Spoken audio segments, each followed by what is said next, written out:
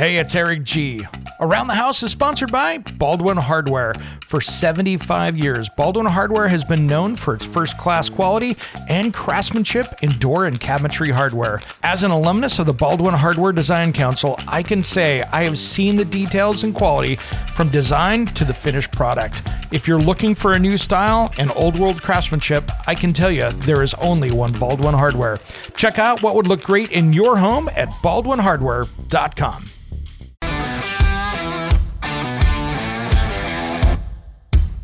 It's Around the House. Are huge. So the Inflation Reduction Act has 2 or 3 programs, really, depending how you count, that can be used to offset these upfront costs for people that are income qualified. It's less than 150% of the area median income. So it's different everywhere. Yep. There are rebate programs through their electrification rebates that are up to $14,000 to offset the cost of the heat pump equipment, the weatherization, insulation, and air sealing work that probably needs to be done alongside that to improve the home, the electrical work and the panel upgrades that may need to be done, and the costs, in some cases, the costs of labor to get that work done. So that's $14,000 for some people right off the top. When it comes to remodeling and renovating your home, there is a lot to know, but we've got you covered. This is Around the House. This segment is brought to you by Root Quencher and rootquencher.com.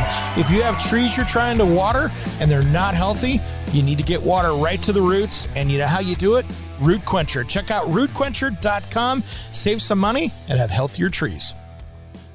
Welcome to the Around the House show. This is where we help you get the most out of your home through information and education. Thanks for joining us today. We've got a big show lined up this hour. We've got Steve Pontano, head of research at Rewiring America. Steve, welcome to Around the House. Thank you, Eric. Glad to be here. Yeah, this is such an important topic right now. And you know, in my local area here in Portland, Oregon, and, you know, this show goes across the United States on the radio and, of course, internationally on the podcast. But, you know, this electrification thing is huge. And we've gotten a lot warmer in the Portland area for a lot of different reasons. And probably 30 to 35% of our homeowners here or renters don't have any AC, let alone a heat pump. Yeah, it's really so. Where I live in Maryland, and nice. It's hot and humid here right now. Yeah. And most homes have AC, and have for years. And I think the Pacific Northwest is an interesting story because, as you said, it's getting warmer, and you know, people are always looking to upgrade their home, whether they're a renter or homeowner, and looking for options to have cooling now where they didn't maybe need it before. Yeah. And at the same time, there's a bunch of interesting new products coming out that solve for that, for both renters and homeowners in a variety of different building types. I'll give you a quick anecdote. I was at Costco a few days ago and saw the first portable air conditioner heat pump combo that I've ever seen on sale for $300.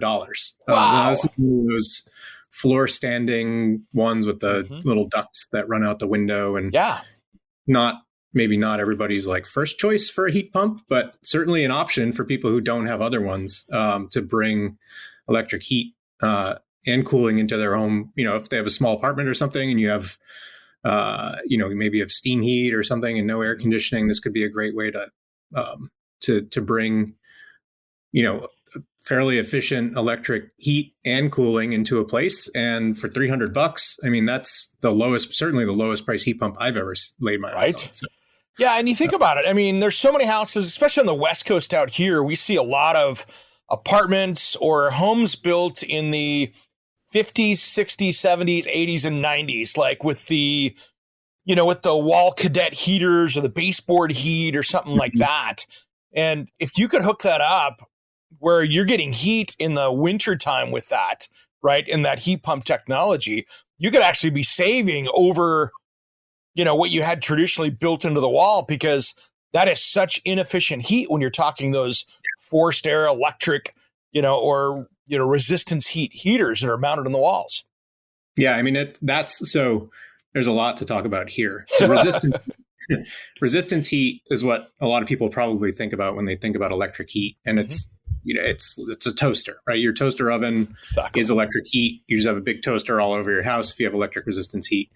That is by definition 100% efficient. Every bit of energy that goes in there turns into a bit of heat. Heat pumps can get 3-4 times more efficient than that easily under most circumstances. So if you have electric resistance heat, you are definitely going to save money if you switch over to heat pumps. Now you have to, maybe you need to install ductwork or install mini split heat pumps that go through the wall, and it's not a simple transition necessarily logistically. Like you need expert help, but you're going to save a ton of money. And now there's all these federal incentives coming into play and tax credits through the Inflation Reduction Act that can hopefully help to reduce that cost to a manageable place for most people, if not all. And those go along perhaps with other state and local incentives or utility incentives to switch to heat pumps, because even in the electric utility's best interest to move people off that electric resistance heat and into heat pumps because they're that much more efficient. Oh yeah. Yeah, it's amazing. And then there's that common, misconception that, I live in a colder climate, so a heat pump isn't going to work for me. Yeah, that's another place where there's a ton of work being done, a ton of innovation in cold climate heat pumps. There's organizations like NEEP, the Northeast Energy Efficiency Partnership, which has been leading the way on a lot of this work. The Department of Energy has a cold climate heat pump challenge. There's a lot of innovation happening from individual manufacturers. And we now have products on the market that can provide or will soon through this DOE heat pump challenge. I believe they can provide 100% of their heat output down to 5 degrees below 0 Fahrenheit, which is really remarkable performance. Yeah. And even your run-of-the-mill heat pump. So where I live, I have SEER 15, so that's the energy efficiency rating, SEER 15 single-stage heat pumps that are about 10 years old on my house right now. And I have oil heat for backup, which I hate to use because it's super expensive and I try to use it as little as possible. And my heat pumps keep my home comfortable down to about 25 degrees outdoor temperature, which is pretty cold. Yeah. I could probably push it even a little bit further before the family starts to complain that they're a little chilly. But even that 10-year-old sort of entry level, most basic minimum standard technology today will work down to 25 degrees, which is, plenty of heat for most parts of the country. And, you can obviously get much better performance out of the newer products that are available today. Oh yeah. I've got a friend who's an architect up in Maine, and she's using heat pumps on her projects up there even. So yeah, Maine is a great story. There's, I think Maine is leading the way in a lot of ways around the country in heat pump installations, and it gets pretty darn cold in Maine. It does. I don't know if you've spent any time up there, but the winters are brutal. It's brutal up there. Other than places where you have extreme temperatures, like my son that just moved to North Dakota, where, you're getting into the negative 35s, where clearly you have to have something else as backup. In most of the U.S., a heat pump's going to work great for you. Yep, I would agree with that. Yeah. And it's smart because we all like saving money. Nobody likes paying that huge gas bill, oil bill, or even electric bill if you've got that electric resistance heat. And like you said, the rebates that we're seeing out there right now are massive. Yep.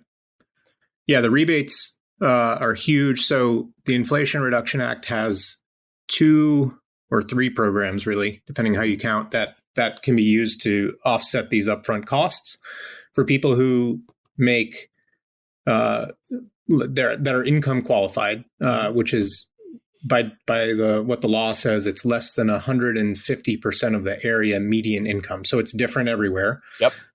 There are rebate programs through their electrification rebates that are up to $14,000 to offset the cost of the heat pump equipment, the weatherization, insulation, and air sealing work that probably needs to be done alongside that to improve the home, the electrical work and the panel upgrades that may need to be done, and the costs, in some cases, the costs of labor to get that work done. So that's $14,000 for some people right off the top. Wow. And for others who pay income taxes, there's the 25C tax credit program, which is the energy efficiency tax credits that have been around forever. Historically, these have had a lifetime limit. So you could do a project and then you hit your lifetime cap and you don't get to redeem that again. That lifetime limit's been removed, and now people can redeem those year after year. And the list of products that qualify have been expanded substantially to include heat pumps and other high efficiency equipment. Around the House will be right back. Don't go anywhere. What's up? This is Stick Hand Satchel from Steel Panther, and you are listening to Around the House with Eric G. Yeah. We love Eric G, and you should too. Welcome back to the Around the House show. This is where we help you get the most out of your home through information and education. Thanks for joining us today. You know, we've been talking about electrification inside your home, and this is something where you can save some serious money with all the rebates and everything else out there. And we've been talking with Electrification America about this exact thing. Now, let's get back to Steven here, where we've been talking about heat pumps and heat pump water heaters and all those things that can save you a little bit of money around your house. Absolutely. And I was a early adopter of the heat pump water heater for my house because I had gas, and I'm like, wait a minute, this makes a lot of sense. And I love that we're starting to see heat pumps used in many other places around the home like that, because my savings on my heating and my water was massive. That thing pays for itself really quickly when you put a heat pump heading towards a water heater. That's my next one. That's the next thing I'm doing in my house. I have a resistance water heater. I've done some maintenance on it recently, put new anodes in, and I know it's maybe got a couple years left. It's a little small for my house. The heat pump water heaters, you can get a bigger storage tanks. Yeah. And they can run in hybrid mode. So if you need hot water replenished quickly, they can just default back to resistance in many cases and kind of keep up just like any old water heater can do today. Yeah. And I have 3 daughters. There's a lot of hot showers and a lot of hot water demand in my house. And I'm going to I already need a bigger tank. So, I know that's one of the biggest points of energy consumption in my house. And I'm really looking forward to making that switch probably this year. Yeah. I went with a Bradford White. I went from a 40 gallon gas to an 80 gallon heat pump water heater. That's awesome. And I think with my energy rates out here, I don't think that's costing me $100 to heat that year round, because it uses about 500 watts of energy on heat pump mode. And because I have the bigger tank, it's not rarely does it go into hybrid mode, because even when I have my 22-year-old daughter come over with her friends and crash on the couches and stuff, even when they just blast through hot water, it's always kept in that. So it's pretty rare when it doesn't do that. But I tell you what, that was a game changer on energy savings outside of just a regular heat pump. It was one that I was shocked at how much money that actually saved me. Yeah, I know that's going to be a good one for me too, given the circumstances. The other thing I'm actually looking forward to with the heat pump water heater is the dehumidification in the basement, right? So I run dehumidifiers in my basement now, and this is another energy cost that I get to diminish as a result of when I get that heat pump water heater, I'll get sort of free dehumidification in the basement at the same time. Yeah, that's one of the things. Let's talk about this with heat pumps, because I think this is an important thing outside of course, the energy basics that you get with this. That's the obvious thing, but it creates such a healthier home environment as well, because when you're running that, your heat pump, you're taking out humidity, you're filtering out, things that are in the air. So you end up having a much, cleaner, healthier home because you've got this central system working versus just a steam heat, radiant heat, or electric that's just going through these. It's shocking how much that filter will pick up in the house if you put a decent one in when you put that heat pump in.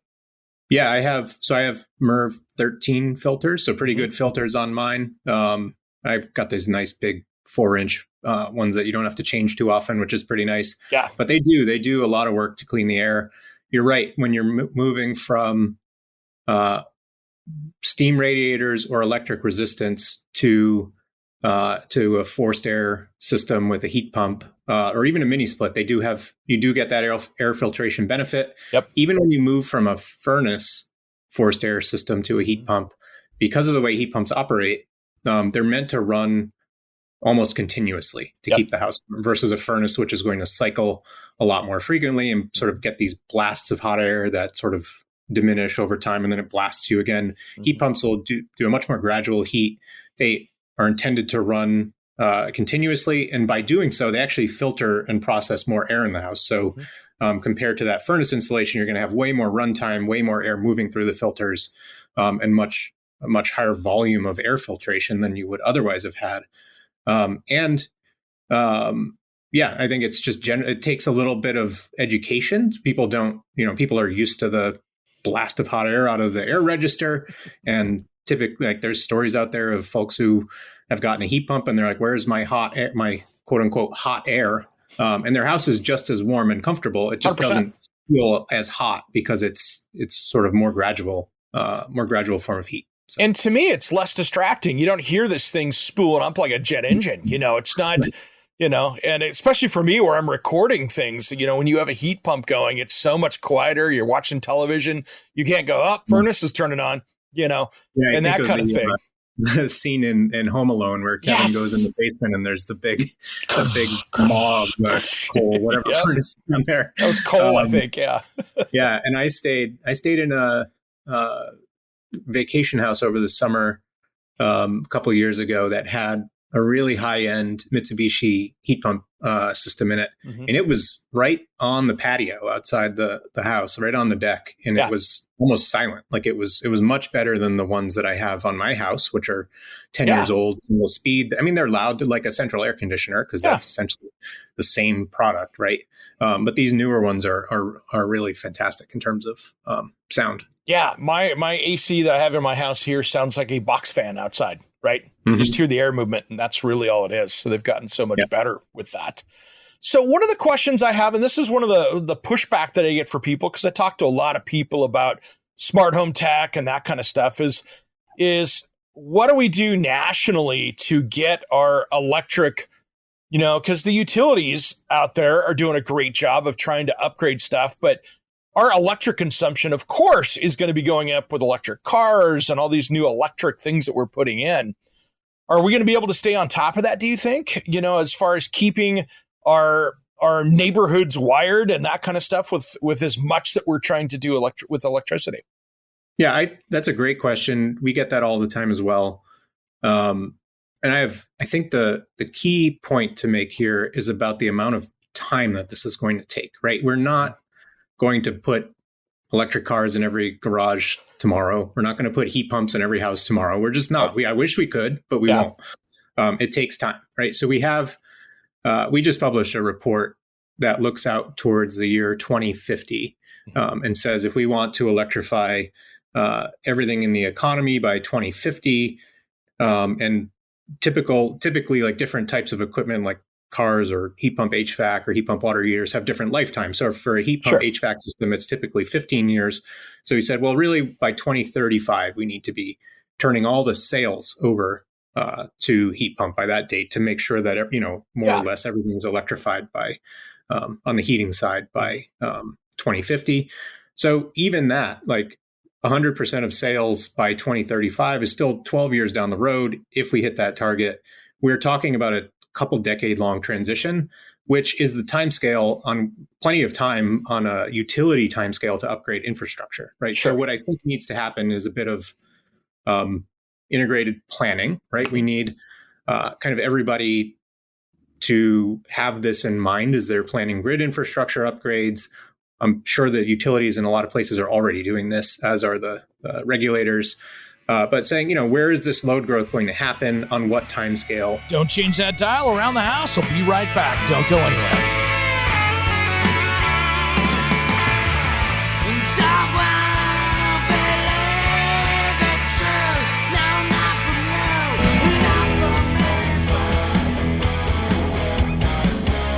Hey, this is Ron Keel, the Metal Cowboy from Keel, the Ron Keel Band and Steeler.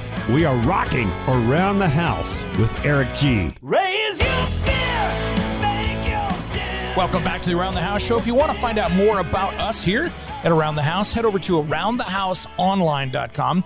And make sure you catch our videos over on our website as well, because I've got my TV show videos over there. So if you've got a project you're tackling and you need some inspiration, it's all over there at aroundthehouseonline.com. Now let's get back to Stephen with Electrification America. Planning, right? We need kind of everybody to have this in mind as they're planning grid infrastructure upgrades. I'm sure that utilities in a lot of places are already doing this, as are the regulators. But saying, where is this load growth going to happen, on what time scale, and how do we plan our upgrades so that we're addressing the places where the load growth is going to be first? At the same time, there's other countervailing things like electric resistance heat, which can come off the grid and be replaced with heat pumps. So you sort of have this ability to make trades. So you're adding load in some places and taking it away in other places, and at the same time planning over 20 years to make upgrades.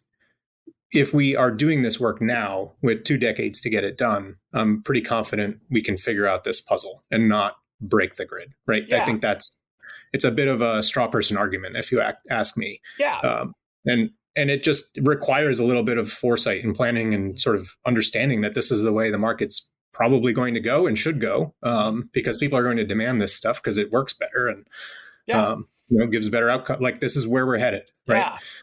I've had friends that I've walked into their house. So, I'm thinking about adding a heat pump, or I'm thinking about doing this and that. And you go through and start looking at the baseboard heat they have around the house, and they've got 6 40-amp circuits of baseboard heat around the house. And I'm like, okay, so you got enough here to put in a heat pump and a car charger.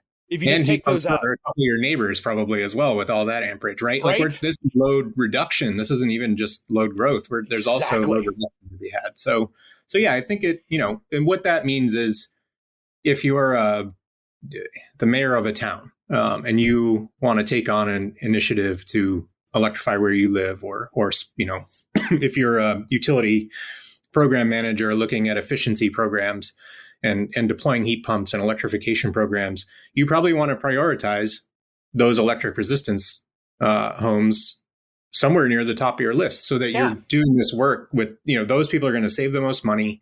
It's going to be the most beneficial from a load management perspective on the grid. And generally we'll have better outcomes and happier, because if you start thinking about this as a holistic solution to a bunch of problems, instead of Joe needs a heat pump, let's solve Joe's problem. This is how do we do this at scale across a community or within, a substation of a particular part of the electric grid? Then you start to see that there are ways to do it smartly that aren't going to cause these long-term problems that people are worried about. Yeah. Yeah. Where do you see technology going? I know you guys do a lot of studies on stuff with heat pumps. Do you think that we're going to get down? I know there's only so much heat in the air when you get down to, minus 15, minus 20 in some of these areas, that it gets harder and you have to work harder to get more heat pulled out of the air. Do you think we'll get it where most areas, when we even get up into, the colder Midwest, do we ever see that that's getting closer to being a way to be able to capture that heat? I think so. So yeah, when you think about the heat in the air, you actually have to start from absolute zero, right? So we're 200 and several hundred degrees above that all the time. Correct. So 5 or 10 degrees to us, when you're going from -5 to -10, whatever, feels like a dramatic thing. But in the thermodynamic world, it's not as dramatic. Yes, you have to, the technology has to work harder to get that heat out. You need different refrigerants running in the refrigerant lines of the equipment. But again, looking over that 15, 20-year time scale that we're talking about, I have every confidence that manufacturers and innovation will spin up and solve these problems when there's a market for them to do so, right? We have a long history of solving problems in well under 20 years. Exactly. If you think about think about your cell phone 20 years ago and what you have today. We're light years past that, right? So this is opportunities for small companies and innovators and inventors to come to the market and bring new solutions to this. I don't even know if we're limited to sort of compressor thermodynamic cycles. We don't necessarily, there might be solutions that are beyond sort of what we consider an air conditioner or a heat pump today that are going to come and help to solve some of these problems as well. So yeah, we've got again, we've got time, but we have to start planning and thinking about these things now. We need organizations to sort of like the Department of Energy does, like, here's the cold climate heat pump challenge. Here's a real big market opportunity that we think needs to be solved for in the next 5 to 10 years. We'll put a challenge out there to manufacturers to hit this specification because we know it'll be useful for this big portion of the market. What comes after that? I'm sure there's X Prize like things that could come down the road to solve for new problems and get us that much further down the line. And it's helped to organize that innovation. And I don't see why we can't solve these problems. Yeah, nice. There's a lot of solutions out there for the power generation side, and that's really come a long ways from the utility side of things, And I'm not just talking about people putting solar up on their homes, but it just seems that with, wind, solar, all the different ways you're seeing utilities now. We've got a lot of stuff out here on the West Coast, from hydroelectric to nuclear to everything else. But it seems like we're starting to figure out ways to get the power generated. Really, it's coming down to the public to start making those choices themselves of, hey, I want to save some money and put a heat pump in, and I've got the government rebates to help me put it in. And I think let's also we tend to think of technical solutions around what we're familiar with and what is today, right? That's sort of most people's framework for saying, well, this thing can't get better because it's always the car's always going to look like a car, right? Yeah. It's always going to have 4 wheels and a combustion engine. Well, no, it may still have 4 wheels, but now it might have electric motors, right? And there may be future solutions or I'm not even going to venture into, but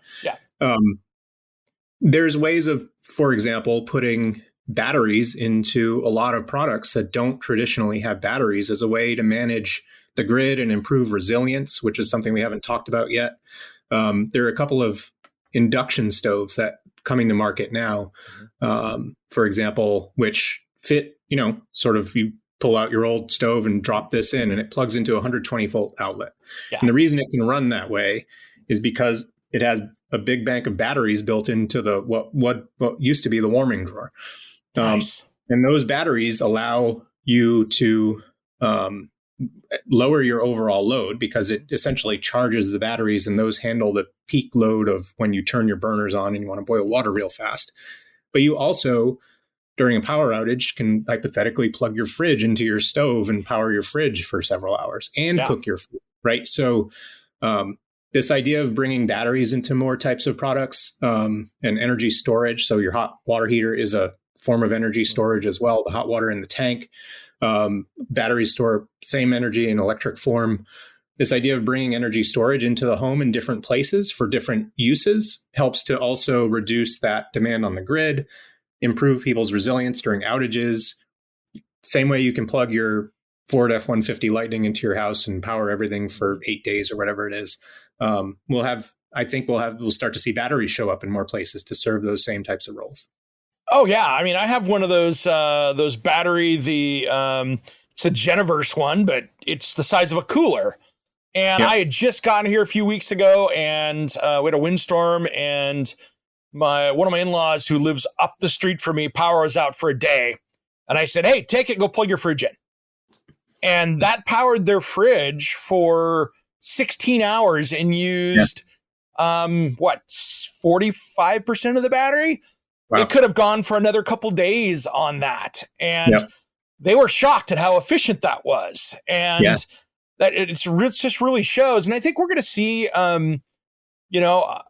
backup power like that is going to be something that's going to be more important as we go forward, not because of what we're doing here, but the utility companies, at least on the West Coast, are having some issues with liability where if the winds are coming up here, Pacific Power just had a big lawsuit here, and, where they are paying for a wildfire, and whether or not, I'm not going to comment on that whole situation, but long story short, that's going to cause us to have some more outages because power companies across the U.S. are going to go, hey, we're going to cut liability. Yeah. So I think that's smart to have a backup plan for anything. I mean, at the same time, we had an ice storm here last year. And when the power went out, so did the natural gas because they lost the power to the natural gas stations. Yep. So it was all down. And so I think that resiliency is a really big thing that is just as important as everything else we're doing. Yeah, and there's a bit of mythology about this too, misconception about resilience and electricity. So a lot of people point to natural gas heat as, well, the power goes out, I can still heat my home. Well, no, you can't. If you have a furnace, you still need electricity to turn the furnace on, one, and to turn the fans on to blow the heat through the house, or your furnace won't work, right? Correct. So there's a lot of misconception about this, and I would argue strongly that as you're moving towards more of this distributed model of rooftop solar and batteries in the home and electric technologies using that energy, you have a path to self-sufficiency and resilience that you don't have when you're relying on delivered fuels or delivered gas to your home or whatever the case may be. And it's in addition to it being better technology, it's more resilient, it's more self-sufficient, and a little more, better quality experience for people at the end of the day. I don't personally, I do this stuff for a living, right? So maybe I'm the wrong hype man, but to me, I'm an engineer, right? This still seems pretty rational to me in my engineering brain at the same time. Well, I'll be the first to say I have a gas cooktop at my house right now, and I have a 48-inch gas range. It's electric ovens, gas range. Would I much rather be cooking on an induction top? Yeah, induction cooking is so far superior to gas as far as that goes, because you have better temperature control. You're putting less heat in the house.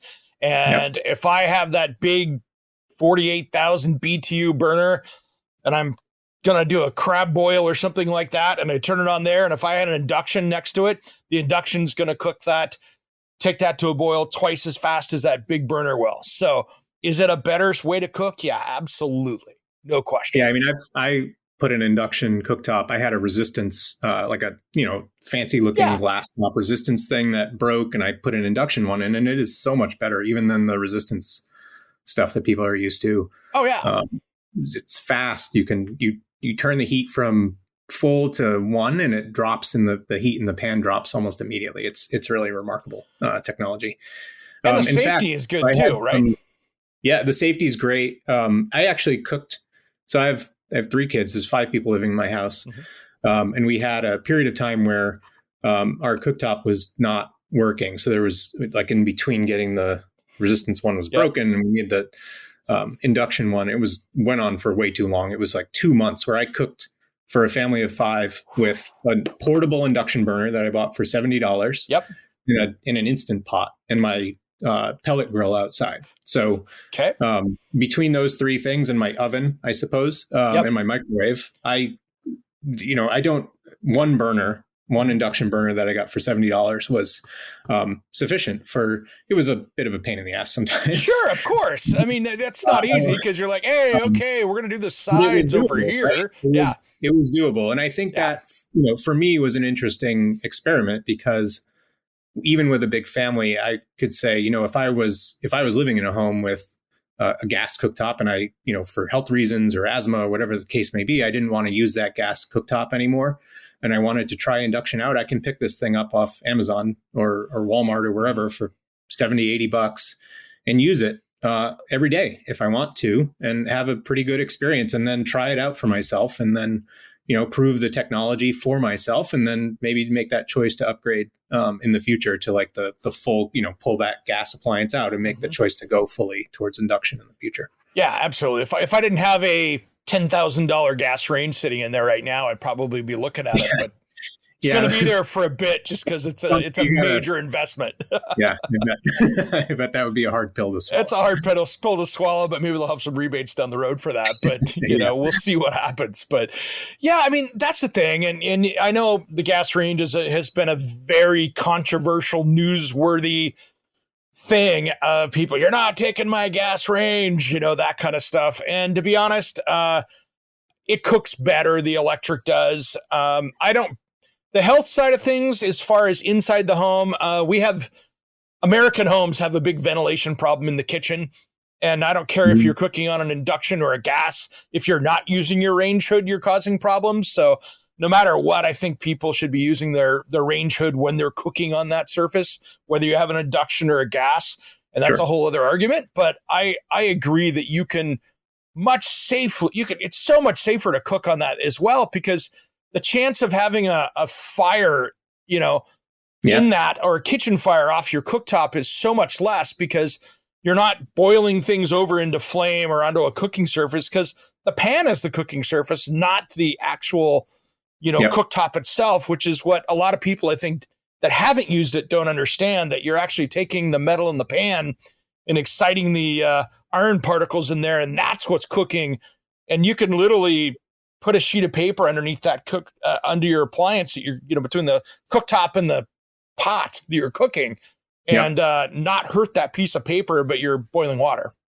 And not to mention, it's so much easier to clean afterwards, because the top's not hot, right? So, it's warm, but it's not going to cook. You're not going to cook food onto your cooktop if it spills out of the pan or if grease splatters out or what have you. I probably save 20 minutes a day not scrubbing the garbage off the top of my cooktop after I cook a meal. That's not trivial. That's like a reason, that's a pretty big benefit. I can just wipe the thing down with a paper towel and be done. Well, you think about it, those glass electric element tops that have been around for 25, 30 years out there, you're right. They just love baking. And if it's sugar, it's on there forever. Yeah, right? You got to get the scraper out and hold it. It's coming. Yeah, it's done. But again, technology keeps getting better and better. And induction's been in Europe for 50 years, probably. It's been there forever. Yep. And we're kind of getting slow to coming back to that. Interesting thing about that too is, I was on a trip to an Airbnb where there was a really high-end induction cooktop made by a really fancy name brand. And the one I bought is the sort of, I think, the most affordable one I could find at Lowe's. It was $900. Okay. There's no difference. There's no difference in the cooking experience between the $900 one and the probably $3,000 or $4,000 or maybe more version that I saw at the Airbnb. So yeah, it's these are not, in some cases, they're not even all that expensive products to buy in the first place. And now you have the incentives coming from the government and from utilities to help offset some of that cost. So, I think for a lot of people, this adds up to a no-brainer in a lot of circumstances. If you can see how much energy you can save and how much better the quality is. And yeah, I think even the idea that you have these portable induction cooktops for $70, $80 that you can buy and try for yourself. Maybe you're not convinced that this is going to be for you, and you think you're going to be cooking on gas for the rest of your life because you love cooking on gas. You can buy this thing, try it out, actually use it around your house, even after you try it out, to keep food warm outside or whatever the case may be. If you're having a party, it's a nice little warming tray at a minimum, but go try it and see for yourself how much better it is. Because I think a lot of people will be pleasantly surprised at the experience. And then, once they realize how little cleaning they have to do, maybe even more pleased at the end of the day. Yeah, I saw a pellet grill with one installed on the side of it as an accessory. And that was the first that I was like, all right, that's kind of cool. It was a nice big one right there that you could put a stock pot on, so you could be, doing your surf and turf out there and enjoying yourself. So I was like, sold. That's the first time I've seen one on a barbecue. That'll be my next pellet grill, I guess. See? Well, yeah, in a nutshell, and, we'll have to wrap up here in a few minutes, but I want to make sure that people understand right now that if you're looking to upgrade your HVAC system, and what I mean is that you haven't just put one in 5 years ago, but if you're looking right now, there are the money that it's going to save you. I have never seen rebates like this before to incentivize people to go out and upgrade their system right now. And I think that's really the best message for a homeowner out there. Even if there's, I've seen stuff here, even in my state, where if you're a landlord and you've got multiple units, there's some incentives for landlords as well to make that conversion. Now's the time. Yeah, we're building tools on our website, rewiringamerica.org, to help people understand what federal incentives, tax credits are available to them. I will note the incentives, the electrification rebate program, those are not yet out and available in the market, but we expect them in late 2023, early 2024 to start to roll out. The tax credits are available today. Yep. You got to sort of do your homework and figure out what's available to you. But yeah, there's mean, there's plenty of there are hundreds of thousands of homes today in this country that could very easily start to save a ton of money on their energy bills and make some of these upgrades and be credited back and have paybacks that are very, very short. Whether they're those homes that are using delivered fuels like oil that are super expensive right now, or those homes that are on electric resistance where you're going to get that 3 or 4 times efficiency improvement right off the bat, or whatever. Like there's lots of homes that can do this very cost effectively right now.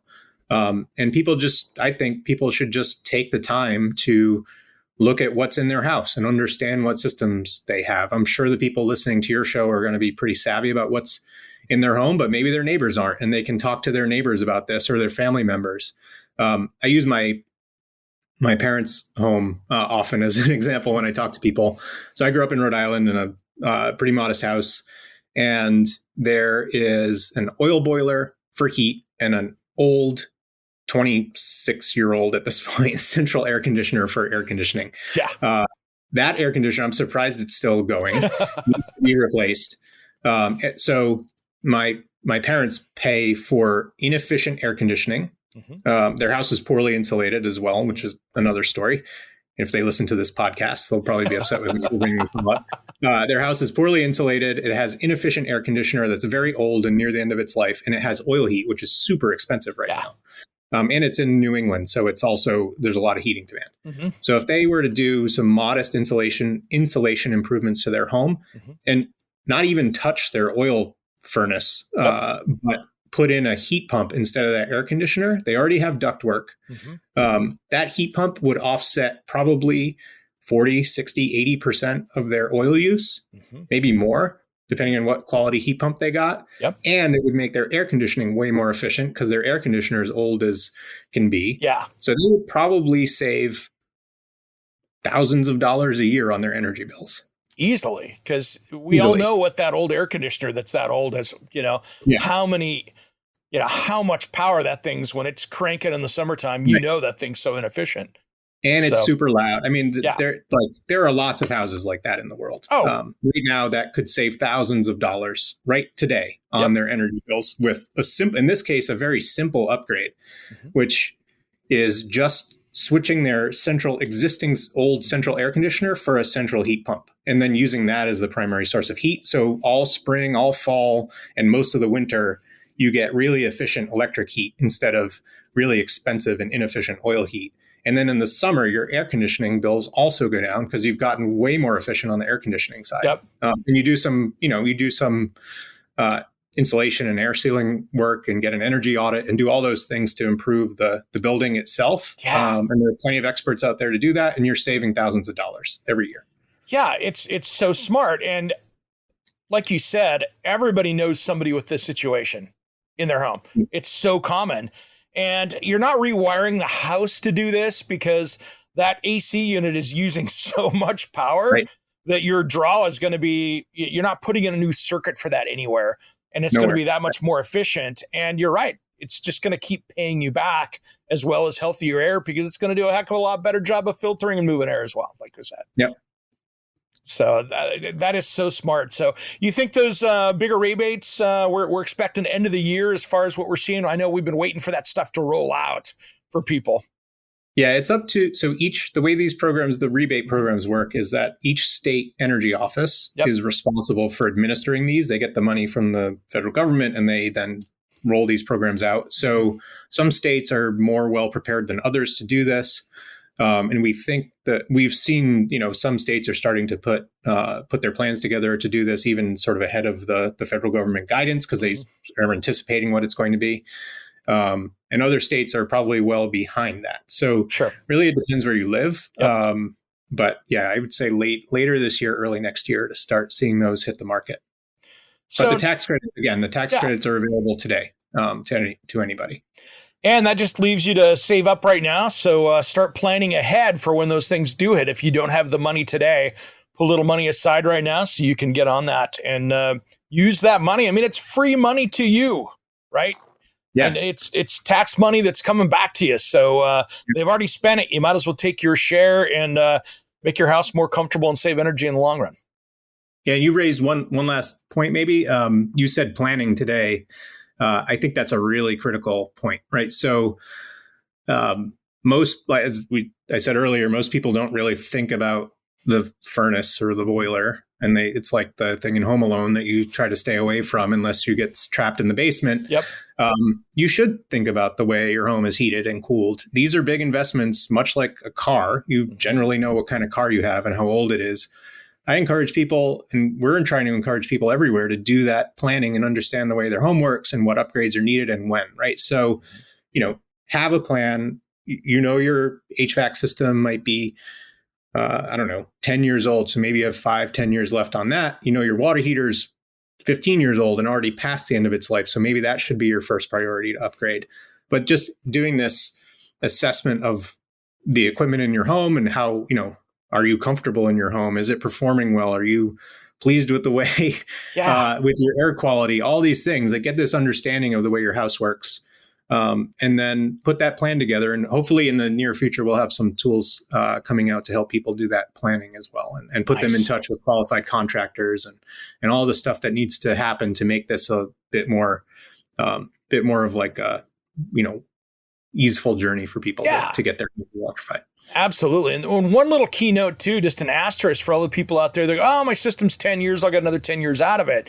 Just keep in mind, this year they made a lot of refrigerant changes for those older units. So some of these older units, it's not going to make sense to convert over to the new refrigerant. So it's going to be better for you to do the upgrade. So if you've got that 10-year-old system, start planning now because you're going to need to put a new one in and it's going to save you money in the long run. Yep. All right. Well, Stephen, thanks for coming on today, man. You're a wealth of knowledge, and I hope our listeners out there have really got some new ideas on how to save some money and, of course, be a little better on the environment around themselves. Well, thanks, Eric. This has been a lot of fun. Thanks. Where do people track you guys down? I mean, you guys have a big website and stuff like that. Where do people find you? We are at rewiringamerica.org. Awesome. Stephen Pantero, thanks for coming on today, brother. All right. Thank you, sir. And you've been listening to Around the House.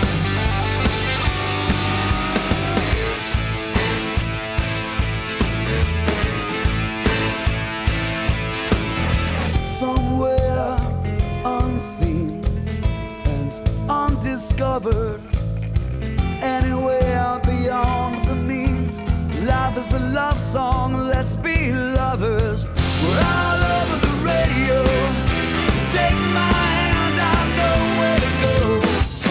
All over the radio with you. Hey, it's Eric G. from Around the House. Are you planning a decking or siding project this year? If you are, you've got to check out my friends at Millboard. Millboard is a completely different kind of composite decking and cladding that enhances outdoor spaces with enduring distinction. Hand-molded from the finest oak, it realistically mimics the natural grain and color of premium hardwood. If you're looking for something that doesn't look like plastic and instead real wood, check out millboard.com. Make sure and check out that interview we did just a few weeks back. That's millboard.com.